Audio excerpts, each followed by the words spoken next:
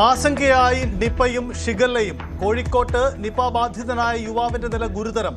സമ്പർക്ക പട്ടികയിൽ വന്നവരോട് ക്വാറന്റൈനിൽ പോവാൻ നിർദ്ദേശം. കൊല്ലത്ത് 2 വിദ്യാർത്ഥികൾക്കും വയനാട്ടിൽ 8 വിദ്യാർത്ഥികൾക്കും രോഗബാധ.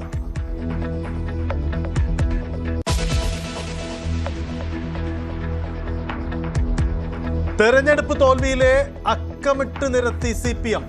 സംസ്ഥാന സെക്രട്ടേറിയറ്റിന്റെ റിപ്പോർട്ടിൽ 3 തിരുത്തലുകൾ.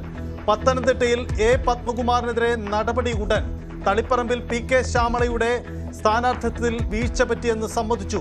വെള്ളാപ്പള്ളിക്കെതിരെ പ്രസ്താവന നടത്തേണ്ടതായിരുന്നുവെന്നും വിമർശനം.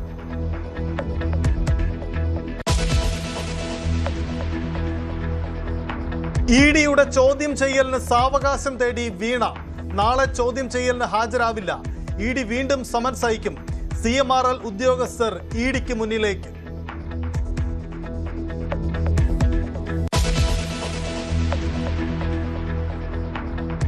സംസ്ഥാന സർക്കാരിനെതിരെ രൂക്ഷ വിമർശനവുമായി സമസ്ത.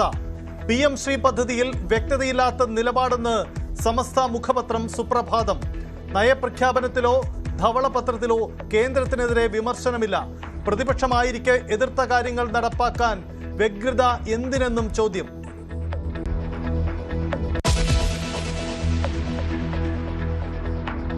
സംസ്ഥാനത്ത് വീണ്ടും കാട്ടാനക്കലി. അട്ടപ്പാടിയിലെ ചിറ്റൂരിലും മുള്ളിയിലും കാട്ടാന ആക്രമണം.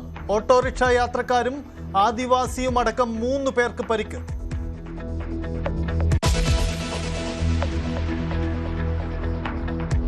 മധ്യപ്രദേശിൽ കോൺഗ്രസ് കടുത്ത പ്രതിഷേധത്തിലേക്ക്. രാജ്യസഭാ തെരഞ്ഞെടുപ്പിൽ മീനാക്ഷി നടരാജിന്റെ സ്ഥാനാർത്ഥിത്വം തള്ളിയതിനെതിരെ MLA-മാരെ അണിനിരത്തി പ്രതിഷേധിക്കും. അടിയന്തര ഇടപെടൽ തേടി കോൺഗ്രസ് സുപ്രീം കോടതിയിൽ. പശ്ചിമ ബംഗാളിൽ വീണ്ടും മമതാ ബാനർജിക്ക് തിരിച്ചടി. പ്രകാശ് ചിക് ബറേക്ക് രാജ്യസഭാംഗത്വം രാജിവെച്ചു.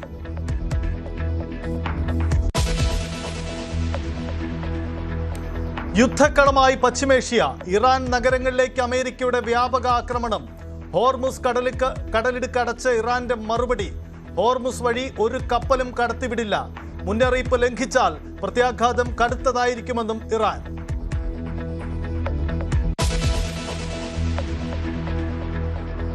ഫുട്ബോൾ ആരവത്തിലേക്ക് ലോകം. ലോകകപ്പ് ഫുട്ബോളിന് ഇന്ന് മെക്സിക്കോയിൽ കിക്ക് ഓഫ്. ഉദ്ഘാടന മത്സരം മെക്സിക്കോയും ദക്ഷിണാഫ്രിക്കയും തമ്മിൽ.